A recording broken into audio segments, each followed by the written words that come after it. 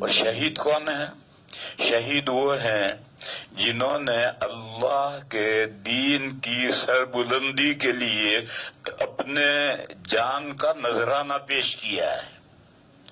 شہید وہ مرد ہیں، وہ عورتیں بھی شہید ہو سکتی ہیں، جو مرد ہیں یا عورتیں، زیادہ تر مرد ہی شہید ہوتے ہیں، عورتوں کے اوپر ذمہ جہاد نہیں ہے۔ تو وہ مرد جنہوں نے اللہ کے دین کی سربلندی کے لیے اپنی جان کا نذرانہ پیش کیا ہے۔ لفظ شہید کے معنی ہے گواہ۔ ان کو شہید کیوں کہتے ہیں؟ اس لیے ان کو شہید کہتے ہیں کہ کل قیامت کے دن یہ کھڑے ہوں گے اور جس حال میں یہ قتل کیے گئے ہیں، شہید کیے گئے ہیں، اسی حال میں کھڑے ہوں گے، زخم لگے ہوئے ہوں گے، خون نکل رہا ہوگا، رنگ تو خون کا ہوگا لیکن بو خون جیسی بو نہیں ہوگی بلکہ مشک جیسی خوشبو ہوگی۔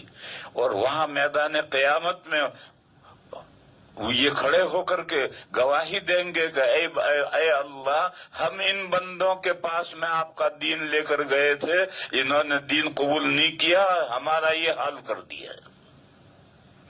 تو سارے میدان قیامت میں ان کی مظلومیت ظاہر ہوگی کہ یہ خیر خواہ بن کر گئے تھے، اللہ کا دین پہنچانے گئے تھے، انہوں نے دین تو قبول نہیں کیا اور دین قبول کرنے کے بجائے ان بیچاروں کا یہ مار مار کے بھوسا بنا دیا۔